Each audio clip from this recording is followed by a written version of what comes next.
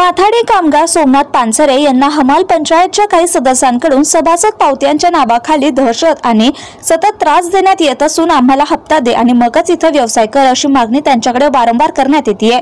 आपल्या पत्नीच्या नावे चालू करण्यात आलेल्या ट्रान्सपोर्टची गाडी अडवणूक दमदाटीही करण्यात आली आहे। मालकाकडे काम करणाऱ्या अधिकृत कामगारांची नोंदणी करावी अशी मागणी मी त्यांच्याकडे अर्जाद्वारे केली असून ती मागणी देखील हे पूर्ण करत नाही।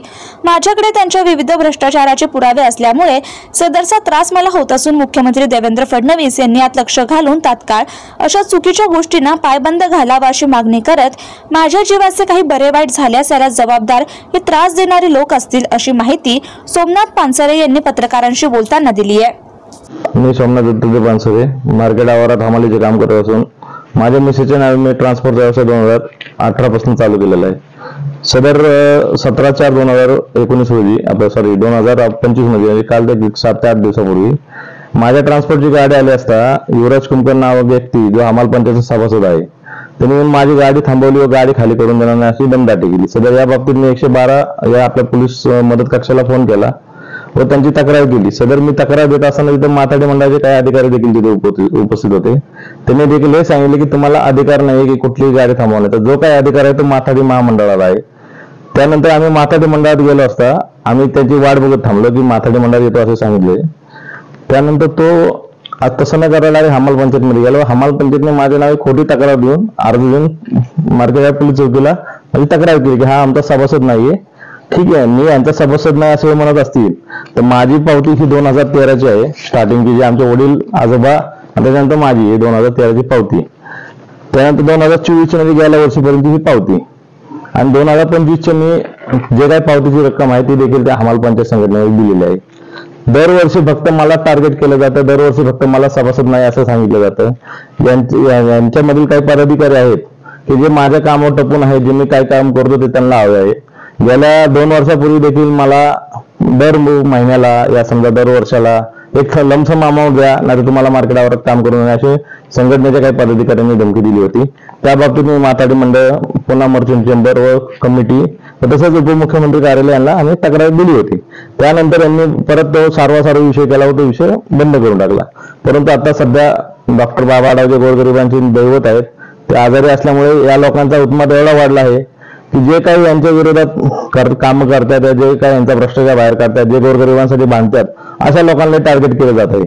काही 20 ते 22 लोक आहेत जे सतत या पदाधिकाऱ्यांच्या ऑपोजिट म्हणजे जे चांगलं करण्यासाठी लढा देतात अशा लोकांना टार्गेट केलं जाते।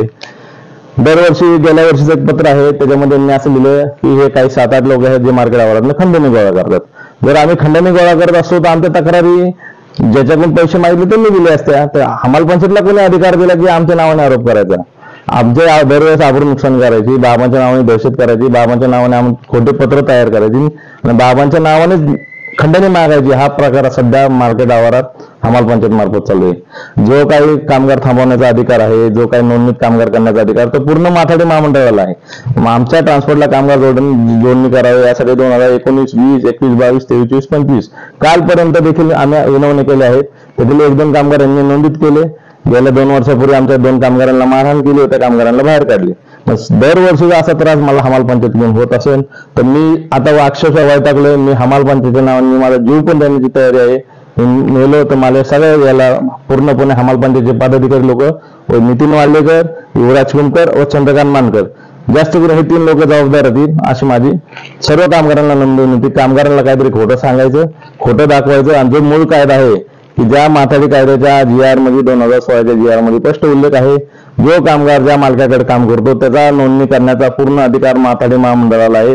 कुठलीही संघटना माथाडीचा दबाव पावतीसाठी, सभासद पावतीसाठी दबाव टाकू शकत नाही। परंतु हे सभासद बनण्यासाठी मला आमचे सभासद घ्या असे वारंवार दमदाटी करत आहे। जे फडणवीस साहेब जे महाराष्ट्राचे मुख्यमंत्री आहेत ते माथाडी कायदा बदलण्यासाठी वेळोवेळी प्रयत्न करतात, त्यांनाच हेच लोक उपोषण आंदोलन करून विरोध करतात। पण खरं सांगतो माथाडी बोर्डाचा आणि माथाडी कायद्याचा थोडा बदल होणं गरजेचंच आहे। देवेंद्र फडणवीस साहेबांना माझी हात जोडून विनंती आहे की साहेब यांच्या खरे भ्रष्टाचाराची माझ्याकडे काही प्रूफ आहेत, काय रेकॉर्ड आहेत, मी तुम्हाला मला भेटण्याची वेळ द्या। मी अक्षरशः सांगतो त्यांनी गोरगरिबांचं भरपूर असं नुकसान केलं आणि भरपूर असे रक्कम आहेत, काय पैसे आहेत, काही ठिकाणी हारांचे घोटाळे आहेत, काही छत्रपती शिवाजी महाराजांना देखील यांनी सोडलेले नाही। ज्या लॉकडाऊन मध्ये सगळं पूर्ण महाराष्ट्र बंद होता, त्या लॉकडाऊन मध्ये या माणसांनी शिवाजी महाराजांची जयंती केली, जे आपले दैवत आहे, आणि त्यांच्या हाराचा खर्च दाखवला 40,000 रुपये. असला यांचा भ्रष्टाचार आहे, तो बाहेर काढायचा आहे. गोरगरिबांना न्याय द्यायचा म्हणून मी लढतोय, पण सदैव मला टार्गेट केलं जातं. माझं काम पूर्णपणे थांबवण्यात आलं आहे. माझं काम थांबवण्याचा अधिकार माथाडी मंडळ आहे. माथाडी मंडळाने माझ्या जे काही कामगार आहेत आमचे, त्या कामगारांचं त्यांनी व्हेरिफिकेशन करावं, त्यांना नोंदणी करण्यासाठी कागदपत्र द्यावे, आम्ही त्यांची पूर्तता करू. जर 2 महिन्यात आमचे कामगार जर रजिस्टर नाही झाले, त्यांचा काय जो लेवीचा नुकसानीचा जो काय पैसा आहे, जी काय रक्कम आहे, आम्ही माथाडी मंडळाला भरण्यास बंधनकारक आहे. आणि जो विषय माथाडी मंडळाचा आहे तो माथाडी मंडळानेच करावा. याच्यापुढे माझी जर गाडी यांनी थांबवली तर मी माझ्या जीवाचं बरं वाईट केलं तर पूर्णपणे याला हमाल पंचायतचे पदाधिकारी